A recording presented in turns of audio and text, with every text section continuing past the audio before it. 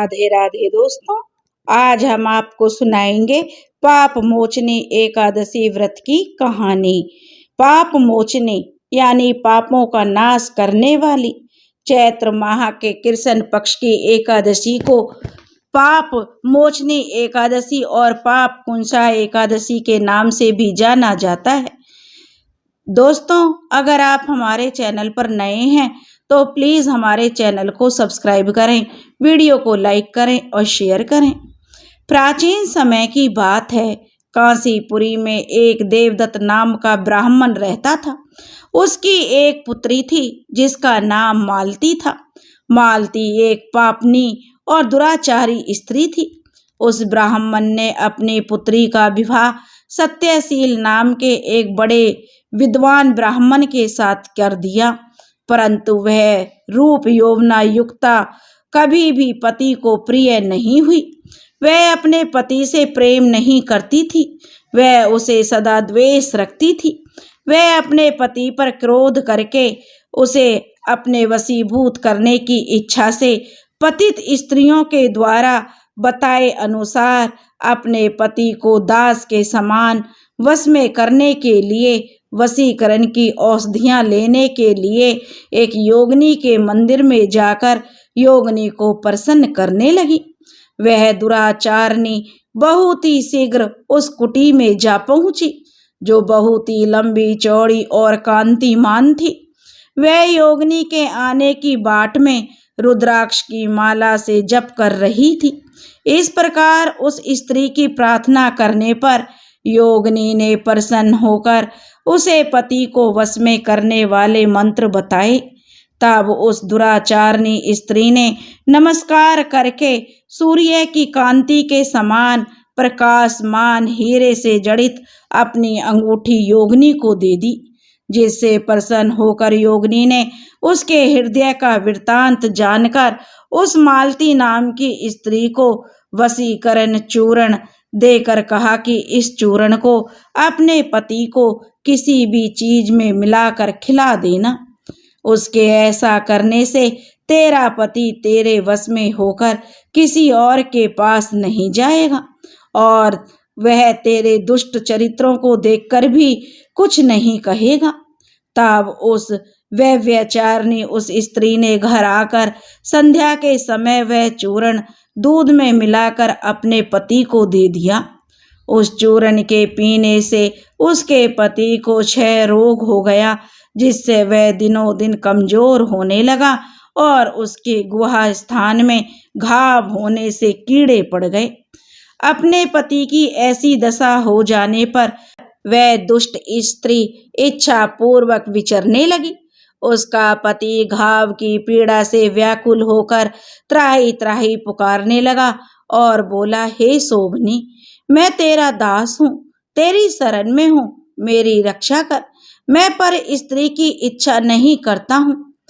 हे प्रभु, अपने पति की ऐसी बात सुनकर वह दुष्ट स्त्री घबरा गई और पति के जो जीवन में मेरा सुहाग बना रहे, ऐसा विचार करके फिर से वह योगिनी के पास गई और उससे सब बातें कही।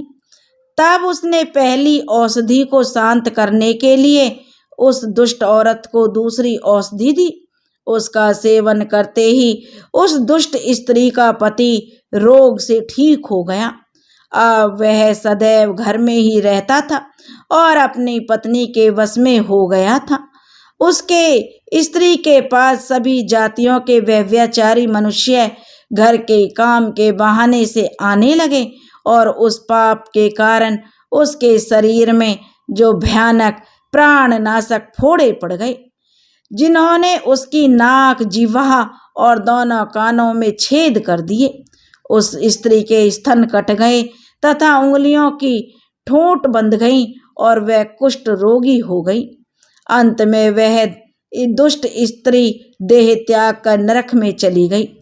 15 सहस्त्र वर्ष तक ताम्रभाड़ नाम के नरक में जलते रहने के बाद वह 100 जन्म तक बार बार कुत्ते की योनि में पड़कर घर घर घूमती रही।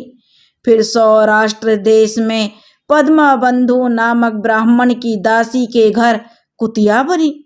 उसके कान टूटे फूटे और पूंछ खिन्न भिन्न थी और उसके मस्तिष्क में कीड़े पड़े हुए थे। इस प्रकार उस जन्म में भी वह अनेक कलेशों को सहन करती रही। देव योग से जब कर्म फल पूरा हो गया तो चैत्र माह के कृष्ण पक्ष के पाप मोचनी एकादशी के दिन पद्म बंधु का पुत्र नदी में स्नान करके पवित्र होकर गीले वस्त्रों से घर आया और तुलसी के स्तंभ के पास उसने अपने चरण धोए और उसी स्तंभ के नीचे वह कुतिया भी सो रही थी। सूर्य उदय के पहले वह कुतिया उस चरणों के धोए जल में लौट गई, जिससे उसके सभी अशुभ कर्म तत्काल नष्ट हो गए और पूर्व जन्म की याद भी उस कुतिया को आ गई। तब वह अपने पूर्व जन्म में किए कर्मों को सोचकर अब जो ताप से व्याकुल हो त्राही त्राही करने लगी और भय से व्याकुल हो उस मुनि पुत्र से अपने पूर्व जन्म के लिए कर्मों की ताम्रभाड़ नामक नरक से पड़ने की और 100 जन्मों तक कुतिया की योनि में रहकर कष्ट भोगने की कथा का वर्णन करते हुए कहने लगी। हे ब्राह्मण पुत्र, अब मैं तुम्हारे सम्मुख खड़ी हूँ। हे ब्राह्मण, मैं बड़ी दुराचारणी और खोटी हूँ, इसलिए चैत्र माह के कृष्ण पक्ष की पाप मोचनी एकादशी के दिन तुलसी की छाँव में तथा आपके चरणों के धोवन से मुझे अपने पूर्व जन्म की याद आ गई है। इसलिए आप अपने पुण्य को मुझे देकर मेरा उद्धार करो। मैं दिन रात व्याकुल हूँ, तुम मेरी रक्षा करो। मैं आपको नमस्कार करती हूँ। ऐसे वचन सुनकर वह मुनि पुत्र कुतिया से बोला, हे कुतिया, अपने किए हुए कर्मों के सुख दुख रूपी फलों को प्राणी भोगते हैं, तू दुराचारणी शूद्र क्या करेगी। मुनि पुत्र के ऐसे कहने पर कुतिया अब अत्यंत दुखी होकर चित्कार करने लगी। उसके पिता से कहने लगी, हे पद्म बंधु, मैं तुम्हारे द्वार पर पड़ी हुई हूँ। कुतिया हूँ मैं, तुम्हारे द्वारा दिए गए रोटी को नित्य खाती हूँ, तुम मेरी रक्षा करो। गृहस्थी महात्माओं के घर पर जो पड़े रहते हैं उनका उद्धार करना उनका आवश्यक कर्तव्य है। ऐसा ना करने से वे भगवान के कोप से अपने सर्वस्व को नष्ट कर अंत में नरकगामी होते हैं। ऐसा वेद वेदांतों का मत है। यह कर्म कर्तव्य है। तुम दयालु हो, इसलिए मुझ दुष्ट बुद्धि का उद्धार करो। दुखी कुतिया के ऐसे वचन सुनकर पद्म बंधु शीघ्र ही घर से बाहर आए और कुतिया से पूछने लगे कि क्या बात है। तब वहां पर खड़े हुए मुनि पुत्र ने सारी कथा का वर्णन किया और अपने पुत्र के वचन सुनकर वे विस्मय होकर बोले कि मेरा पुत्र होकर भी तूने यह क्या किया। हे पुत्र, साधुओं को ऐसे वाक्य कहना अनुचित है। देखो, चंद्रमा, सूर्य, पवन, पृथ्वी, अग्नि, जल, चंदन और महात्मा लोग सभी परोपकार में स्थिर हैं। हे पुत्र, दधीची ने देवताओं के उपकार के लिए दैत्यों को महाबली जानकर अपनी तन की हड्डी निकाल कर दे दी।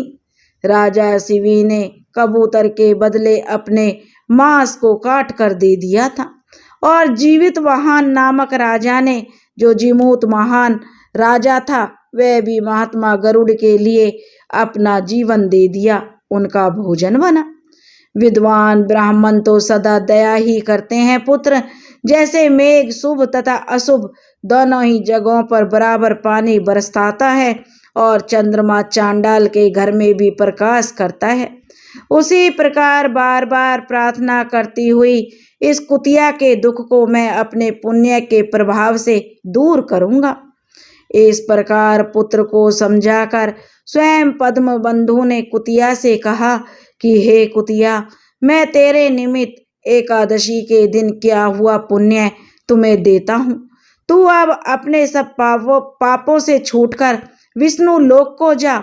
पद्मबंधु के इतना कहते ही वह कुतिया अपने जीर्ण शरीर को त्याग कर दिव्य आभूषण पहनकर 100 सूर्यों के समान प्रभावशाली सावित्री जैसी होकर ब्राह्मण से आज्ञा मांगकर 10 दिशाओं में प्रकाश करती हुई चली गई। फिर स्वर्ग में अनेक प्रकार के महाभोगों को भोगकर नर नारायण भगवान के अनुग्रह से चैत्र कृष्ण एकादशी के प्रभाव से उर्वशी नामक श्रेष्ठ अंगों वाली देवताओं की प्रिय अप्सरा बनी, जिसे योगी जन योग द्वारा प्राप्त करते हैं। ऐसे इस महान कथा को सुनने से सभी भक्तों का कल्याण होता है तथा उनकी यश दिनों दिन बढ़ता है। दोस्तों, जिस तरह से उस कुतिया के पाप कर्म पाप मोचनी एकादशी के फल से सब पाप मिट गए और उसे अप्सरा की योनि मिली, इसी तरह से हे 11 माता, हे विष्णु भगवान, हे पाप मोचनी एकादशी, जो भी हमसे जाने अनजाने में कोई भी पाप हुआ हो उसे माफ करना। जो यह कहानी कह रहे हैं और जो यह कहानी सुन रहे हैं, हे विष्णु भगवान, हे 11 माता, सभी के पापों का नाश करना, सभी की मनोकामनाओं को पूरी करना। बोलो विष्णु भगवान की जय, बोलो एकादशी माता की जय। दोस्तों, अगर आपको यह कहानी पसंद आई हो तो प्लीज़ हमारे चैनल को सब्सक्राइब करें, वीडियो को लाइक करें और शेयर करें। राधे राधे।